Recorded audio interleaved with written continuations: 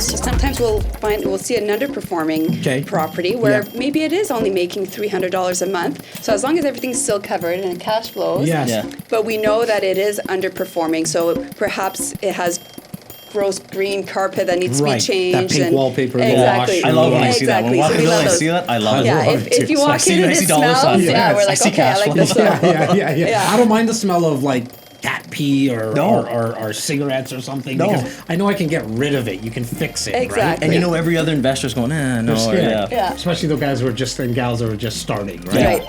Hey, thanks for being in the REC experience. I'm your host, Jas Takhar, with your girl, Laura Elto Stewart. Hello. This is episode lucky number 13. Lucky number to you. Yes, in our culture, number 13 is lucky, and I think it is in other cultures as well, but it's unlucky in others. But in mine, it's lucky. And do we ever have a treat for you? We have this amazing couple that came in from North Bay, Mel and Dave. They took the drive, 3.5 hour drive, just to be in our studio with us, and they were a treat. They were a treat. We've sort of been communicating with them on Instagram, social media, and they've really been in our community, I want to say. Well, we run in the same circles. Yeah, definitely. And it's funny because Dave mentioned too, right? Like a lot of people think the real estate world is big, and because the country, there's 30 million or something people, but for some reason, like the real estate world, to me anyways, and Dave mentioned it as well, it's quite small, the community, right? It is. I mean, we've had some people on our podcast that they're friends with. Some of them are their mentors. Yeah, like Michael Saracini, Scott McGilvery, as well as Alfonso. A good friend of both Dave and Mel's is investor girl Britt. And so it was really cool to hear not only their story, but all the strategies and the tips. Like they got close to 100 doors right now, 70 of them in contract. In a short period of time. Like these guys didn't start doing this. This was a side hustle for them, which is great story to hear that they kind of turn their side hustle now into their full-time gig because it's what they're passionate about. And so it's definitely something they're going to put the most amount of effort and work into. Right. And so make sure that you listen right to the end because both Mel and Dave had some great tips. What did you learn today? Well, what I would say left sort of an imprint or mark on me was really how authentic these two are. So less about what I learned, but just more about hearing someone's story. They speak about it in the podcast, so you'll definitely have to listen all the way through about something that really impacted their lives, and it kind of set them on a new path in life. And those are always the best stories. And if you're not following them yet on Instagram, do yourself the favor and search Investor Couple Mel and Dave. Again, that's Investor Couple Mel and Dave on Instagram. They have a new website that they just came out with. All the contacts are just below in the descriptions of the YouTube video. You can get their book. You can get their on book the website. on Amazon, as well. I really actually like it because it's so thin, and you guys know I'm not a big reader anymore. I'm a big an audio book there's guy. 88 pages. There's 88 and it was too daunting for Jas. So I'll tell the truth, I haven't read it yet, and I did tell Dave and Mel the same as well. But Make it an audio book. I did look at the table of contents and to give me an idea what it's about. And I love their no bullshit, straight to the point topics. And so again, do yourself the favor, go check them out on Instagram. Make sure to listen to the podcast. As always, Elto, thank you for your time. You bet. Appreciate it. Guys, make sure you comment. Let us know what you think about this episode and all of our other episodes. And if it's good, make sure to share it. Even if you don't like it, leave us a review and subscribe to the YouTube channel and the podcast platform that you're listening to on right now. Thanks, guys. REC Experience presents Real Estate, Entrepreneurship, Leadership with your host, Jas Takhar. The REC Experience podcast is now on air. So excited. We have our guests coming in from North Bay today. They took the 3.5 hour drive. I'm so appreciative of your guys' time.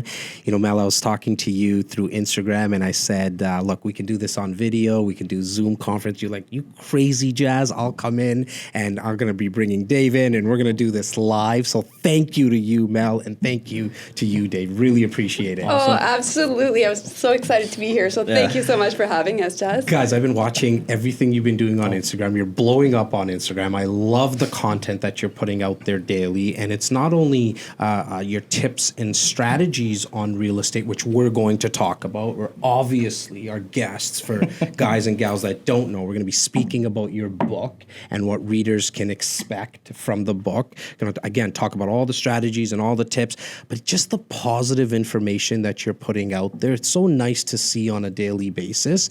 But before we get into all that, guys, talk to me a little bit about, like, how did you two meet? And you guys are life partners. You are life partners. I took that from the name on Instagram, Investor Couple Mel and Dave. So I figured that you're couples. But how did this all happen? Talk to me.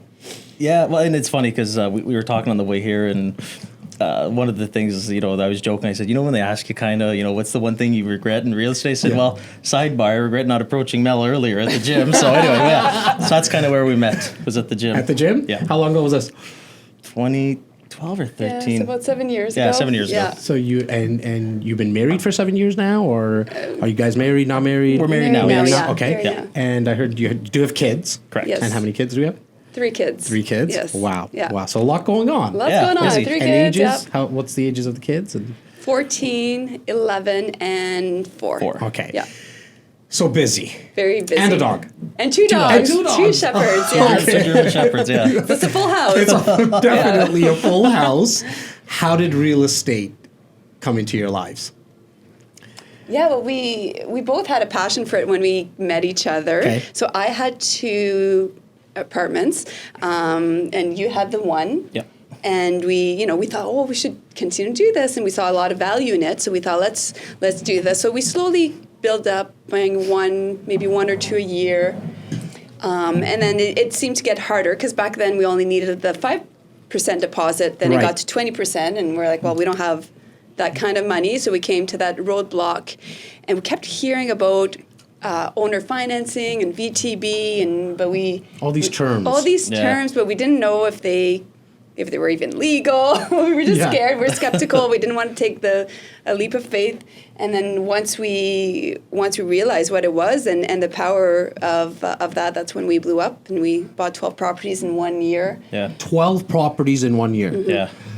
Okay, so there's people watching and listening. And we were still working full time, both of us at that time. So you're still working full time, and this was kind of like a side hustle? This was a side hustle. Side hustle to replace the full time eventually, right? Yeah. That was the That was motivation. always, and you guys kind of always had that in your heads as that was the big dream. Like, okay, we're going to replace our income. Yeah, it was a pipe. I shouldn't say pipe dream. It was a romantic, romanticized. Like, oh, imagine we get to quit our day, So but then once you start, the side hustle starts to, be more income than the actual.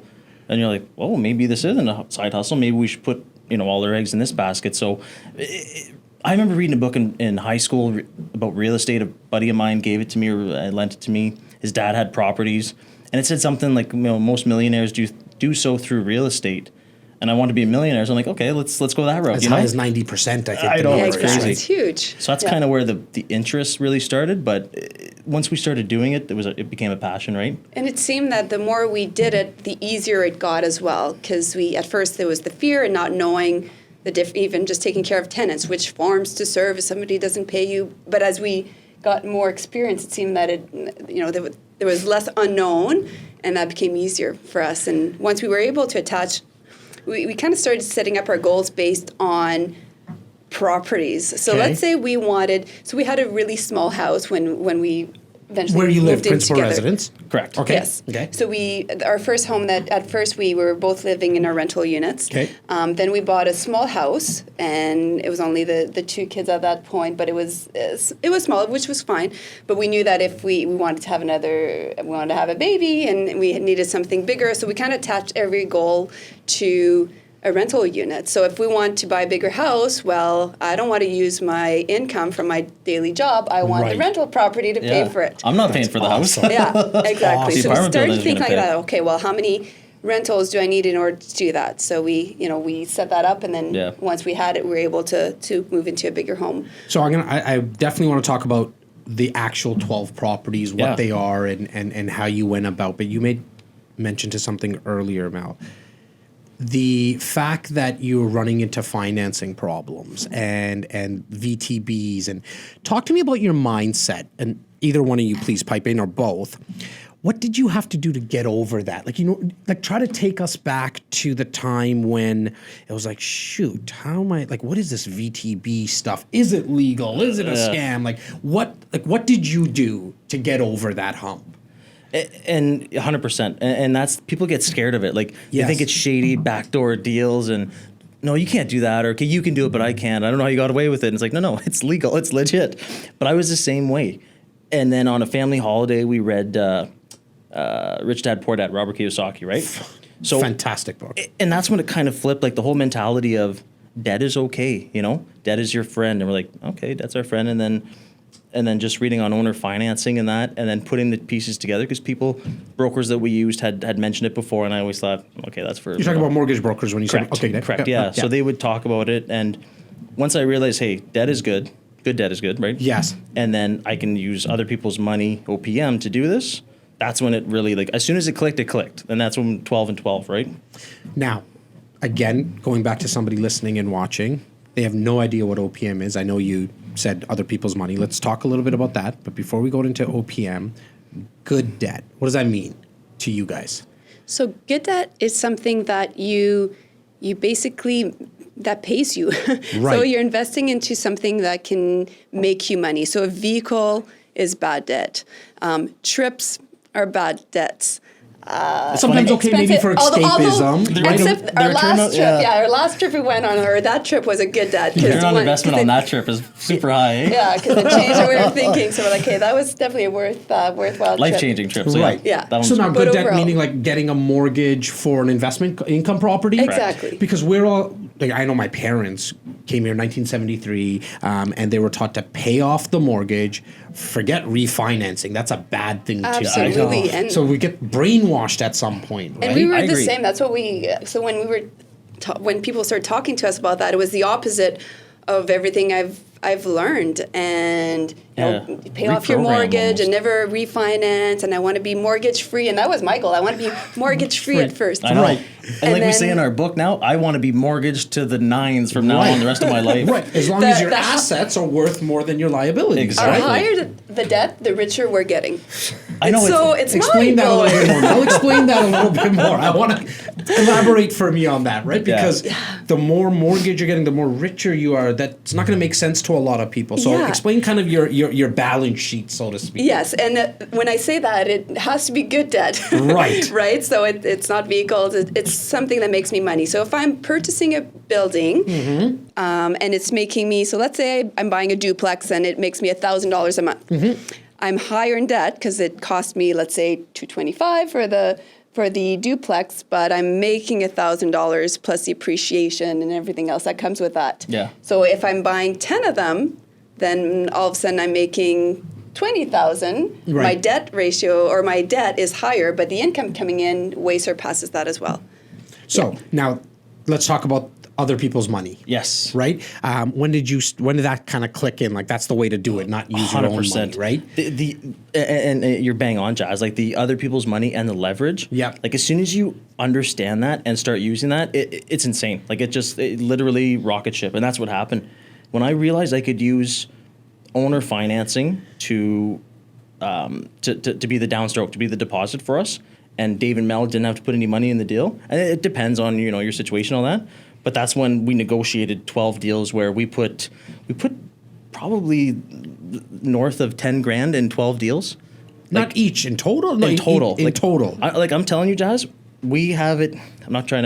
We've found a way to, when we close those 12 deals, most of them we're getting checks from the lawyer when we're leaving the office. And that's because you worked it out with the owner that owned the property? Correct. So walk me through that a little bit more, because I'm very curious. And even the lawyer's like, how are you doing this? Exactly.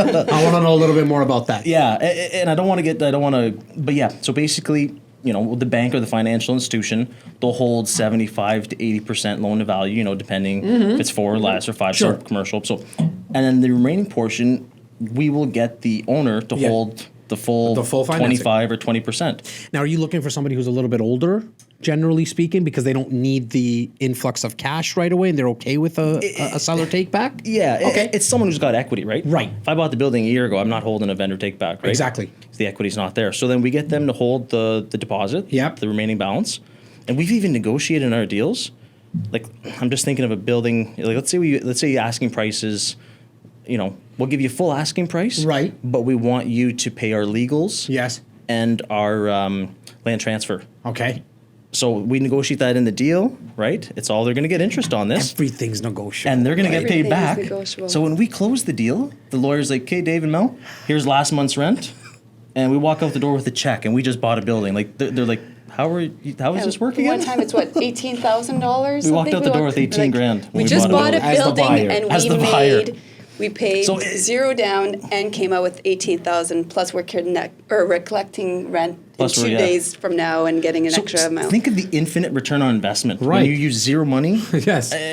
When you think of it, that's why I love real estate, man. Look, and just to somebody again who's listening or watching, it's something that you can't do with other investments. Like you can't leverage in stocks. If you're going to buy a stock for $25,000, you got to pay the $25,000. I know. There's nobody who's going to really lend you that money to go buy a stock. Where real estate, generally speaking, for the average investor, you're going to put down 20%. You're not putting down the full 100%, right? So, and I know we're going very basic with the conversation, but I always know there's somebody who just wants to do this for the first time. Yeah. 100%. Right? And we're going to talk about the 12. So let's get into the 12. What does it consist of, your portfolio now, the properties?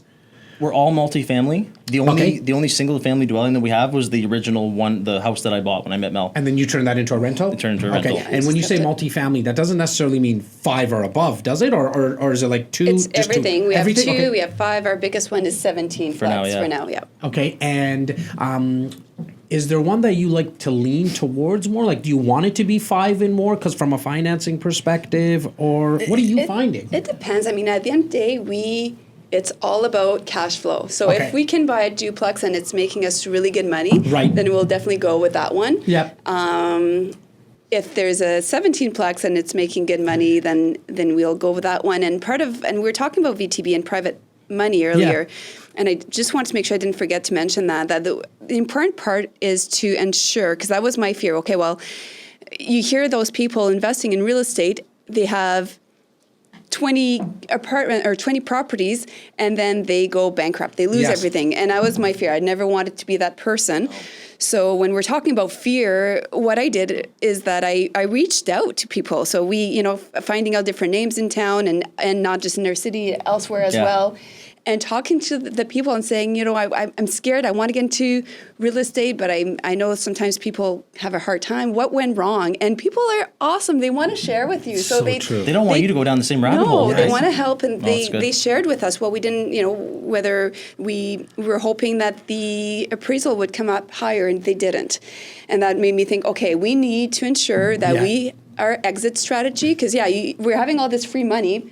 And it's great, but it's free only for a certain amount of time. You got to pay them back. And when Mel says free, that's how we, obviously we're paying interest on it, but the money we're making cash flow-wise is higher. So we say free, that's our term. So it's not free. It's not free. But someone else is paying for it, basically. Exactly. So it's free to us. And you still have to repay them in whatever term, 3 years, 5 years. So having that exit strategy is huge as well. So we went very aggressive, but every single time we made sure to have that exit strategy. And these guys, where I find they failed, Jas, was they were banking on something they couldn't control. Okay. They were banking on appreciation. They were banking on rates staying low. They were banking on, that higher appraisal. So all that stuff. And when it didn't come through, they went belly up. So we always make sure that, hey, if the interest rates, go up 3, 4, 5 points, we may not be cash flowing as high, but we're still cash flowing. And when you say cash flowing, because I hear it a lot, some people say, and I don't know where they make up the number from or they get the number, they'll say if it's not making me $1,000 a month or something, I don't want it. Sometimes if you look at an investment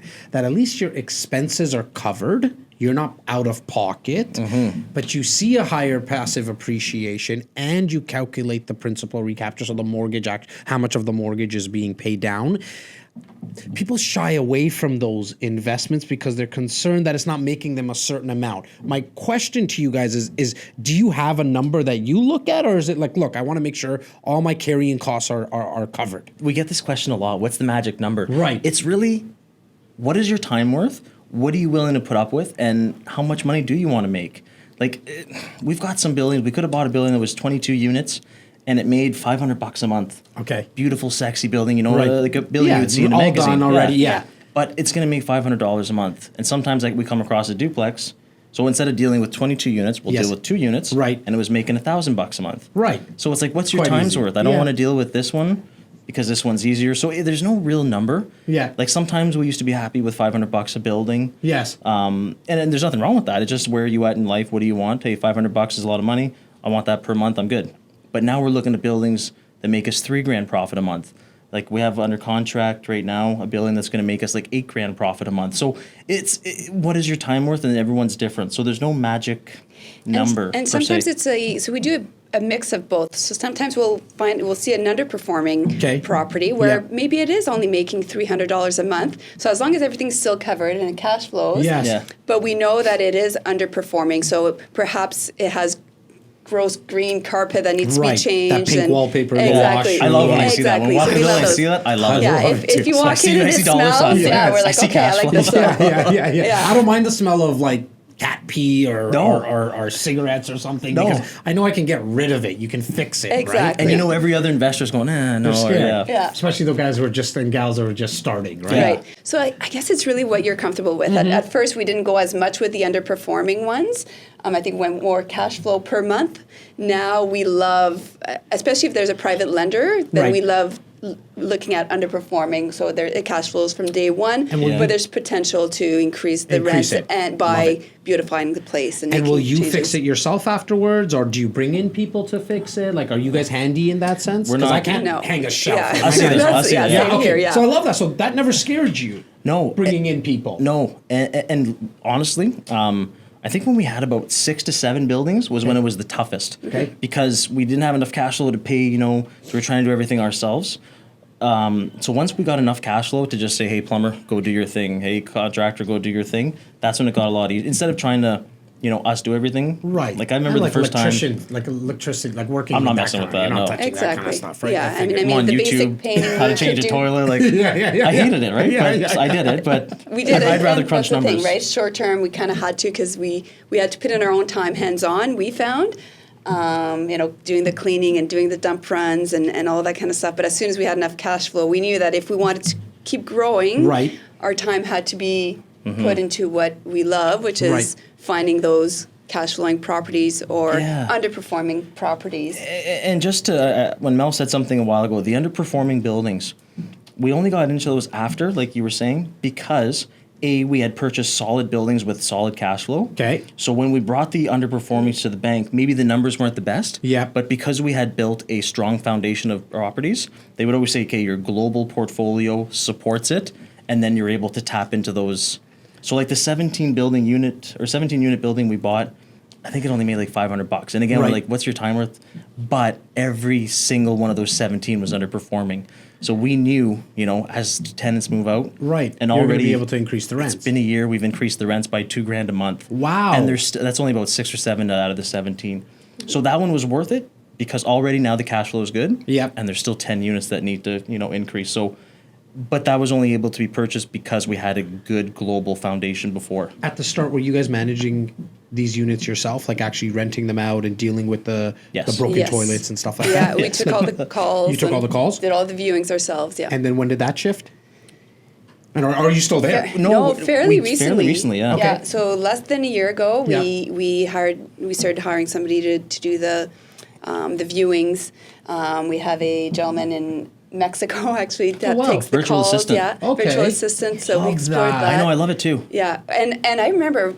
So I took my background is business in university. I was taking some online courses, and one of the courses were about going and finding virtual assistant. And I remember thinking this about 4 years ago that, okay, this does not apply to me in my business. Like, I'm not big enough and whatever. And then starting to work with mentors and talking to different people. And I quickly realized that, hey, we do have a need for that. And so we have everyone has a need for virtual assistants. But because you guys are thinking of, and this is why I needed to have you guys on, because you're one of the first people that I've come across that are thinking about real estate investing as a business. Yeah. And that's people make mistakes. I didn't even know you guys had a virtual assistant. That really got me excited. Because you're thinking like a business, right? Yeah. Myself and my partner, we have 32 realtors and we have 8 support staff. Which is amazing. Yeah. We have 8 support staff. We're consistently and constantly talking about, hey, how do we better our business? Not everyone thinks about it from in the real estate perspective like that, right? Yeah. And so what does the virtual assistant do? Like, what do you get them to do? Because I know there's somebody listening like, really? Like, why do you need a virtual assistant? What does he do there from there? Like, take calls? He frees up our time. Yeah. And love that. And he's also freeing up our property manager's time, which gets paid way too much to be doing some of the tasks. So he's going to screen all the calls. And our property manager is a very smart guy. So it's like, hey, I need you doing higher end things. Yeah. Right. Yeah. So it's really, it's just getting the people that know what to do, doing that as opposed to answering phones and replying. Like, there's nothing wrong with that. It's just... Yeah. It's utilizing the people in the places and freeing up your time to go look for more properties. Exactly. So and ever since then, Mel's been growing Instagram and doing all that stuff. We're going to talk about that too. Yeah, she's doing awesome. Oh, thank you. And he's amazing. Like he's because that was my fear, of course. Everything comes with fear, right? So everything you do in life, anything new is going to come with some kind of fear, and it's just a matter of researching and finding out if it's a good fit. So of course, I thought, how is this gentleman gonna? Because it just happened to be a guy. How is this person going to do all the work from Mexico? How am I going to make sure I'm not paying this person, not doing... But he's amazing. He's every morning, he's there. He doesn't take a minute over his lunch break. He's just amazing. He cares. I think I can see him growing with our company for sure as I'm we excited. continue to I'm grow. really excited about his future with us. But yeah, he takes phone calls, emails, anything we can ask. We have it's fairly new as well. We have a property software now, management software that we never did before because we just had complicated we're spending money Excel sheets. investing. You're spending money, Yeah. right? Look, we have a mutual friend, Alfonso, and I think you mentioned mentor. I'm not sure if he's... Yeah, we love Alfonso. Yeah, we love Alfonso. Like I was saying, he's the one who got me wearing blazers. It's funny, he came into this studio, and what he said to me is, he says, Jas, one of the reasons I wanted to come here was because I saw that you were investing into your podcast. And I was like, well, elaborate for me. I'm like, what do you mean by that? He's like, buddy, there's not a lot of people who go out and get professional mics. He goes, these are not $100 mics you have. These are a lot more expensive. Yeah. You have a team around you. He goes, the second I saw that, man, I wanted to come and get involved. Exactly what you said, Dave. Like, you're investing into your business. Yeah. More people, off air, our viewers didn't see. We had a gentleman, Clive, who came in and started talking about an off-market deal because he's just listening. So you never know where the opportunities are going to come from. No, I love it. Now, there's I'm not sure if you're okay sharing, but I know you have put it up on Instagram before. There was a pretty big accident that happened. Yeah. Are you okay to talk about that? Yeah. 100%. Because I think my viewers would love to hear about it. So tell us about what happened. And it was the birth child of the book. So. Oh, good. I didn't even know. So it's a good segue in that sense. Yeah, we had a whole chapter about it, but then we took it out because we wanted it to be more about and I didn't even tell my team about it because I wanted to come out fresh. And so talk to us about that. What happened? It was terrible. We were on our way to Niagara Falls for a real estate investing conference or summit. You had Scott McIlvery on, so it was one of his summits. Got it. Yeah. So so we're on our way there, and they had provided us a shuttle service, which we've never done before. So we're super excited. Feeling like big timers. Yeah, we're like, oh yes, this is awesome. Shuttle service. We're heading down. We're going to meet some investors. Scott, Michael. So excited. Yeah. So we voted. We were at a 10. You know what I mean? Yeah. Oh yeah, we were. We took pictures in the car. So we're on our way. We voted in the morning, and it was June 7th. It was election day, 2018. Got it. Okay. On our way we there. did our civil due diligence. Yes. We voted. Or civic, you're on a high. Yeah, we were on a high. We're like, oh wow, this is super cool. And we're driving, and it was just before Canada's Wonderland. And I didn't see it coming. Okay. Because we were crushing business in the back on our laptops, right? Yeah. Okay. And Dave, you said that you saw the car, or you saw something in your vision. You're looking down at something, and I saw the vehicle, like your peripheral, and all of a sudden I see something coming, hitting the vehicle, and you know what? That's not supposed to be there, right? So I go, Yes. And then all of a sudden, and it's just like So car hits you. Yeah. A car hit us, and what had happened is that a careless transport driver had hit the car. They hit us. We immediately hit the guardrail. I've seen some pictures. It looked really bad, guys. Like it flipped over. We flipped crazy. 4 to 5 times across the highway. We landed upside down. We had to crawl through the windows because, of course, the doors were jammed. Weren't able to open it up. Crazy. Like I thought my legs were gone, right? Because the vehicle hit us in the side. I probably don't have legs. Like when a vehicle hits you on the side like that. And then with kids, of course, the first thing I'm thinking of is the kids, and oh my gosh, like this can't be it. That's all I kept thinking. Can't be it. And now you're in the hospital. Yeah. And you're here. I mean, at that time, what's going through your mind? Like, you were about to get into investing. Yeah. There's something that still didn't stop you. And that's why I'm curious, like, what clicked in you? Well, we were at the hospital, and then we're like, we're in the Emerge, right? Oh my gosh, we just survived this crash. Like, this is awesome. Like, wow, this is amazing. We survived. Yeah. And we had two choices, and the kids already were gone away for the weekend. The weekend was lined up, right? You know when you have something lined up? So the kids were gone, so even if we went back home, we couldn't have seen them anyways. So we're like, well, we have two choices, and we were okay. Thank you. We were okay. We have two choices. Oh, thank you. Yeah. We have two choices. We can go home and feel sorry for ourselves because my neck was super sore. I couldn't really move it, but we were okay. Or we can go to this real estate investing summit as we had planned and just crush it. So we went there. We had nothing. All the baggages were left. It was impounded, right, with the SUV. So we had nothing. I had my purse, and I think we had our laptops, and that was... We had our laptops, because they were on us when we were working, and that's all we had. So we went there, and we took a taxi, went shopping that day, and found a couple things. And I only found one shirt that fit me because I want to have a golf shirt, right? So it was a pink golf shirt. Which it worked. I'm like, oh, this is it. So, and then that weekend, we just made sure that, you know what, we haven't done enough. We haven't done enough for ourselves. No, and we met some investors, and it changed the course of our lives. And obviously, we'll let Mel touch on that, but the book, right? Yeah. So how did this come about? So that was part of it, is that when we were there, we thought, we haven't done enough yet for ourselves. And we thought about the kids, and I'm like, oh, you know, if we would have passed away amongst everything else that we thought about with the kids, of course, we thought it's too bad that the kids aren't old enough. And as much as I try to involve them with real estate, they still don't know as much as I wish they would know. Yeah. And we thought, well, let's capture it. So we decided that's kind of what got us motivated to write a book. And our strategy behind the book was sharing everything we wish we knew when we got started. Because if we knew everything that's in the book when we started, we could have grown at least twice as quickly, right? And learned from 12 mistakes. in 1 year, which was fantastic. One a month is amazing. But it took us 3 to 4 years before we took that huge step. Right. Yeah. So what can readers expect to get out of the book? It's literally, like Mel said, we just said, hey, if I was starting out today in real estate, what is the baseline that I would want to know to leapfrog? Like, that's what I want people to leapfrog our 4 years, you know? Okay. So it's that. We made it 88 pages. We made it very short. Yeah. We wanted it quick and dirty. I don't want someone to get bored. Like, I have my attention span to read a 300-page book. Not going to happen, right? Right. So I have a problem with 88 pages because I don't want you to turn this into an audiobook because I think you guys are fantastic for it. Well, thank you. But I get what you're saying. Like 300 is a lot. I know. Right? Like, I can listen to podcasts. I listen to you all the time. Like, I appreciate that. But to read a book, yes. So we wanted it quick and dirty, to the point. Someone picks it up, they can probably finish it in the same, sitting. Sitting, yes. So, and it was just that. Just, hey, stop making excuses. Here's what you need to know. Do it, right? Right. Yeah. So it's really... We wanted to help others, and Dave, you can maybe talk about your dad a little bit, but we wanted to leave something behind. So if something happens to us, leave a legacy, help out my kids, help out others that are getting started, because I know it's not easy, and we had all the fears. No, it's not easy. People are so scared. Yeah. So my dad was him and his professor created the Franco-Ontarian flag. Okay. So he has a school named after him in Ottawa, like Michel Dupuis. So he's got a huge legacy, right? Okay. So what I'm thinking now is, okay, I won't fill his boots, but I want to, have a legacy and leave some for the kids. So real estate's our passion, so we kind of want to go down that route. So the book was like one of those, okay, if I can leave that for the kids, hopefully we can leave them a nice portfolio, have a good start. So I think they're going to be fine. Yeah, we're trying that's kind of our why, right? The legacy piece of it. Yeah. And how important was that to kind of define your why? Super important. It's huge. It keeps us focused.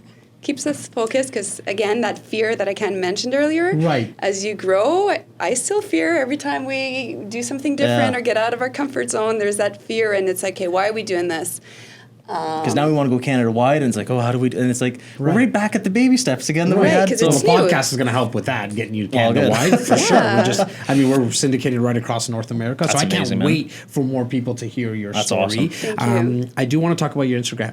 Yes. Like, what's happening there? How did that all start? She's a machine. She is. I won't take any credit. She is. She's a machine. She's a lot easier on the eyes, my friend, than you are, Dave. I'm kidding, Dave. You look awesome. I know.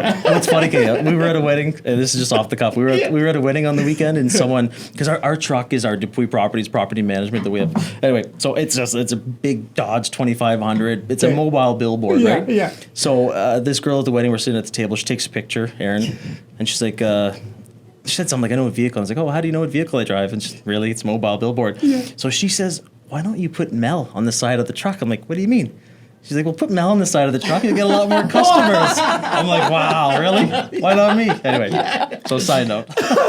So you just started recently, Mel. Yeah. So tell me, like, was that getting out of your comfort zone a little bit? It was. So two things. I didn't Doesn't see. show, but go. Oh, thank you.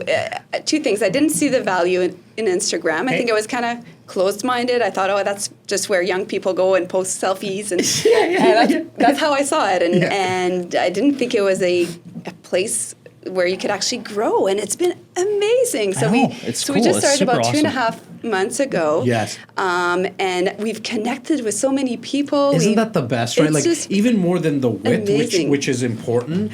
What I'm seeing with yours is the depth. Meaning that there's a lot of conversations happening, and the community that you're building is quite interesting. Like today on your way here, my phone didn't stop with people just in the comments section. Oh, really? Just on one of your videos that you must have tagged us, or That's I awesome. see our good friend Investor Girl Britt. We love you, Investor Girl Britt. We She's have to give her a shout out. And I just saw it. I see the community really building for you, and obviously, from real estate, like real estate investing perspective, you just don't know who you're going to connect with. No. Who might be a money partner, might be a working partner. You just get connected in that sense, right? Yeah. I see that Michael Saraceni wrote a testimonial here in the front. What has he meant to you guys in terms of a mentorship? When she asked, and again, pipe dream thinking, Yeah. she yelled, I'm in the house, I'm thinking, is everything okay? Yeah. I was Michael said yes! I was so excited, and that's the thing, I putting love things that out guy. there. Yeah. I thought, okay, I gotta try to get either Scott or Michael, to sign our book or to review our book. Yeah. And so I didn't know how to contact him, so I kept She's messaging. a machine, man. Right. And I put it out there, and then one day I opened up her email. I started yelling. I'm like, oh my I thought God. something's wrong, fire in the house or something. So excited. What's wrong? Yeah, so He said yes. Yeah. Look, I mean, they have one of the biggest national group real estate groups in and we're the part of that one. country. And And yes, you guys are we part are of part of Conspire It's as been well. very, very helpful. Yeah, Yeah, it's been great. I mean, not that you have to be part of that one, but obviously you definitely should look at it because they're one of the biggest and the best, in my opinion. However, what do you think? Like, what would you say to somebody who's on the fence of just joining some type of investment group or being part of a community? Is it valuable? Has it been valuable for you guys? I want to know what your thoughts are. It's like, obviously, well, you had Scott on the show. They know what they're doing. I think he said he had 19 years experience. Like, why try and reinvent the wheel? Like, they have all the forms, they have the processes, they have the scripts, and we had most of that. Like, just to be honest, we had 6 years together. I think we have 14 years now of investing, or 17 years together. Anyway, combined. I mean, sorry, but so we had that, but. You're never, it helped us. We had joint venture agreements, different things like that. You're never, you always have room to improve. So, right. But someone who's starting out that can get this plethora of information from a real estate group, it's a no-brainer. Yeah, like I agree. 100%. I agreed 100%. Don't try and go alone. Just get the info, and then you're gonna leapfrog, right? And that's the thing. Like you're gonna come to roadblocks, and yes, we had experience, but we didn't know it all. And there's always ways to improve. And when we met Alfonso, and he kind of started talking about different stuff, we're like, I didn't know that. Right? And that's the thing. You don't know what you don't know. I know. So true. And there's always, and you're going to hit roadblocks, and you develop friendship and connections. And now Alfonso, he's our mentor, but he's our buddy. We can text him and say, hey, I hit a roadblock, need your help, and we'll brainstorm together. Like, it's amazing the connections that you make. I mean, and it just gets you to think bigger and dream bigger. I mean, with Alfonso, the guy wants to get to 500 doors. Yeah, and that's how we met Britt. Awesome. That's how we met Britt as well. Initially, was at a Keyspire conference. That's right. She came up to us to She's ask about a little fireball. She asked us about the book, which is great. And now we're connecting. We're always collaborating together. She's doing draws all the time for my book. So the connections the real estate world's big, but it's small, and it's true. Yeah. I always say that. Like, I mean, even our country's big, but in real estate, it's such a small world. Like, look at the circles we all run in. Like, we know crazy. a lot of the same people. Yeah. But it really is in the relationship building, I think. Right. Like, especially because you do run into roadblocks when you're getting into that 100%. 5th, 6th, 7th property. Just knowing other investors that you can partner up and do joint ventures with. Like, is that something that you guys are looking into doing now? What's your thoughts about joint ventures? Yeah, we're looking to it now. We've always had the philosophy we wanted to own everything because the buildings we have right now and the units, they're 100% owned by us. Yeah. And, we start seeing the whole, you can have 100% of the pie, but if the pie is this big, or you can have a little bit of a bigger pie. So the joint venture is really interesting to us now because some deals come through, they're awesome. Right. We just, for some reason, we can't close at that time. We're in, a different type of cycle. So if we can get these joint venture buildings, because we get deals all the time. Right. So if we can get the joint venture agreements and have a money partner come our way, and hey, you go on title, we'll be the asset manager. Yeah. It's something that you would definitely look at. 100%. And like I said, we have lots of deals all the time. Is this the 12 that you got? Is that all in North Bay? Correct. Yeah. Are you guys? So let's talk about North Bay really quickly. Like, tell me about kind of its macroeconomics there. What's happening? Yeah. Who rents there? Like, who buys there? I want to know a little bit about it. Okay, so just a very quick and dirty, I think the population is 52,000. Okay. There's a university, a college, which brings in a lot of, students and tenants. It's a big government city. Okay. And there's the mining. It's not mining per se, but it's more like the supplementary, like drill bits, that type of thing. Okay. So there's a lot of mining.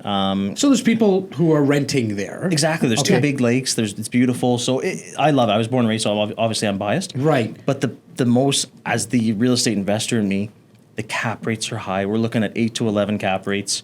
We're looking at low vacancies. I think it's like 2 or 3%. Like personally, we have almost zero vacancy rate. We can't keep up. You guys are keeping them clean, and you guys are being good landlords. We're being good right? landlord, and we've been out there, of course, with our marketing as well. So people, it's a perfect storm. They call us all the time. So so that's your 0% vacancy is huge, right? You never have to worry about renting a place because we have lists of people who want to rent. What would you say to somebody talking about renting out your place, like are just scared of tenants?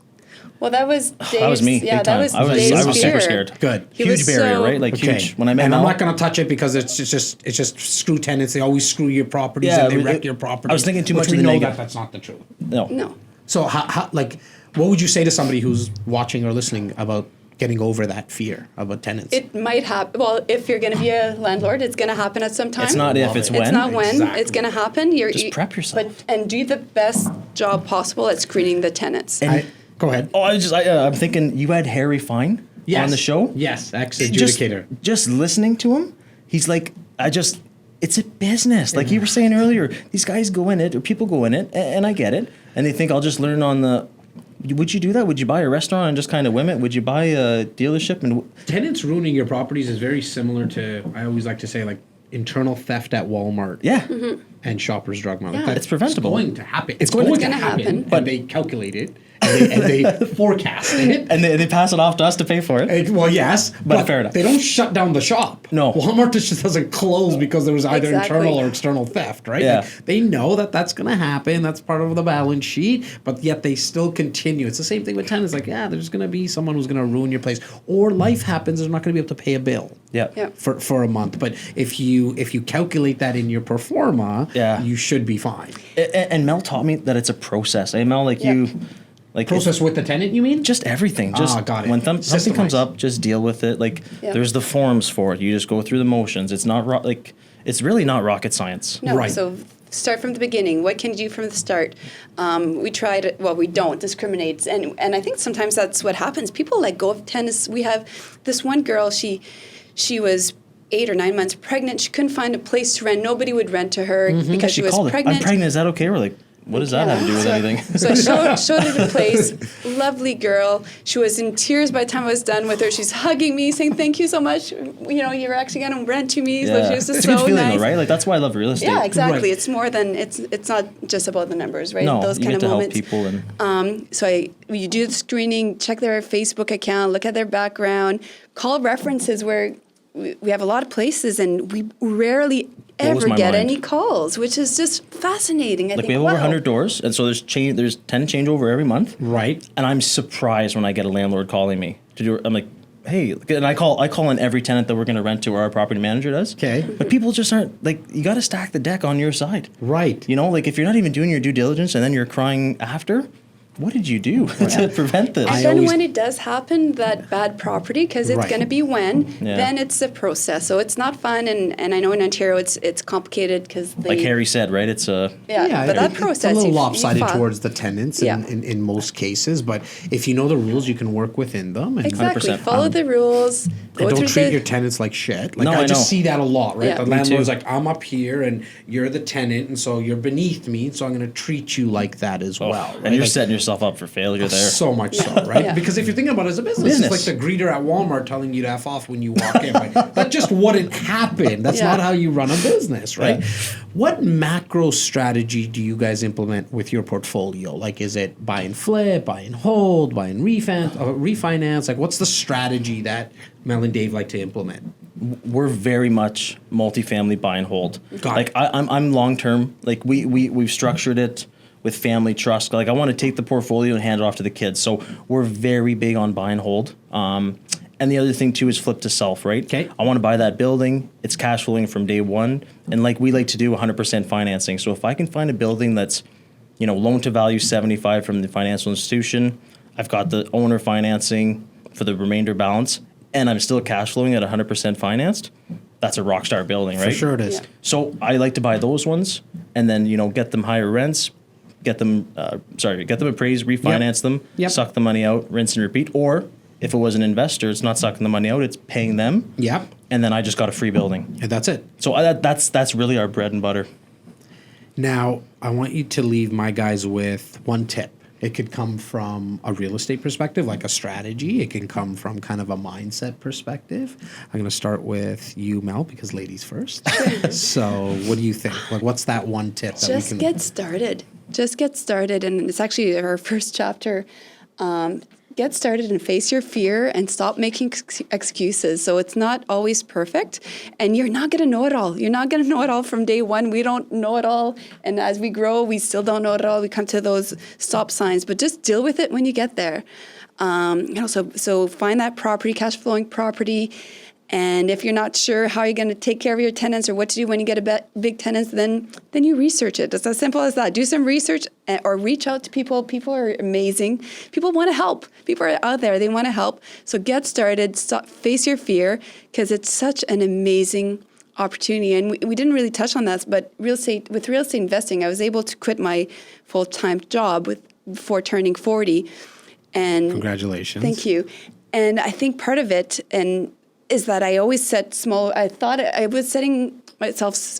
I had shorter goals or not big enough. I was always thinking too small, thinking, oh, well, this won't happen for another 5 or 10 years and whatnot. And once I realized that I can do anything and setting those goals.